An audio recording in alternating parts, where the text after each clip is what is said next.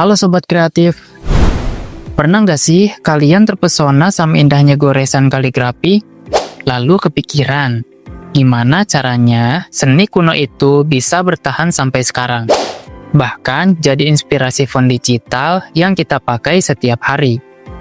Nah, di video ini kita akan bahas hubungan mendalam antara kaligrafi tradisional dan tipografi modern.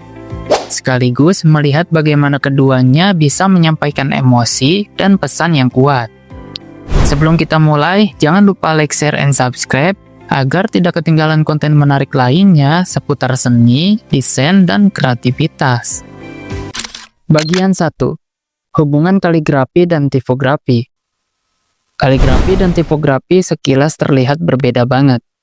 Kaligrafi lahir dari kuas dan tinta, sedangkan tipografi hidup di dunia piksel digital. Tapi ternyata keduanya punya esensi yang sama, yaitu kontrol garis, bentuk, dan ritme.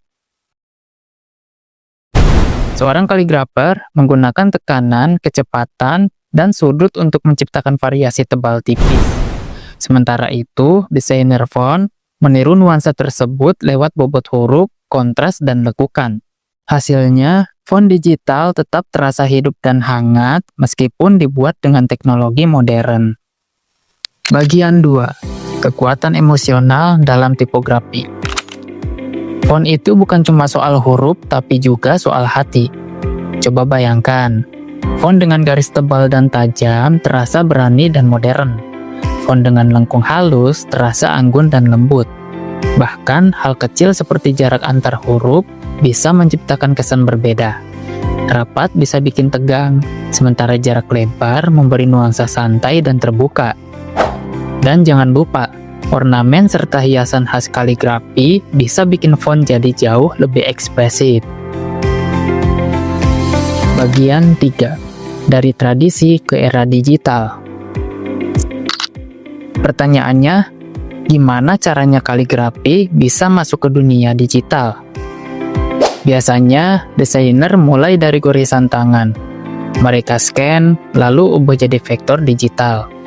Di situ, detail garis dan bahkan ketidaksempurnaan kecil pun tetap dipertahankan.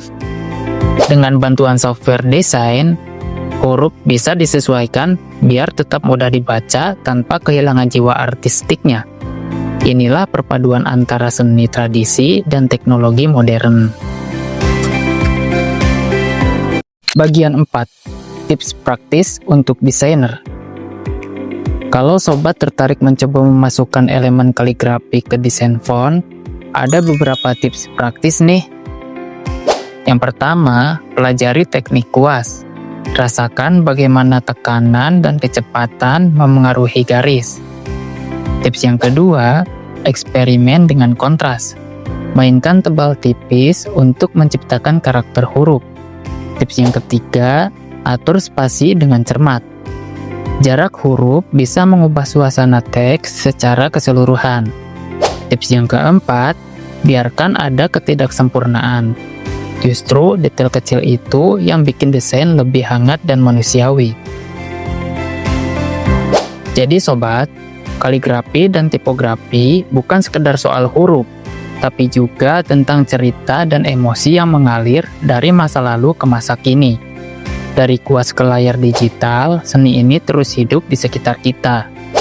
Kalau kalian suka pembahasan ini, jangan lupa like, share, dan subscribe supaya makin banyak inspirasi kreatif yang bisa kita bagikan bareng-bareng. Sampai jumpa di video berikutnya dan teruslah berkarya dengan hati.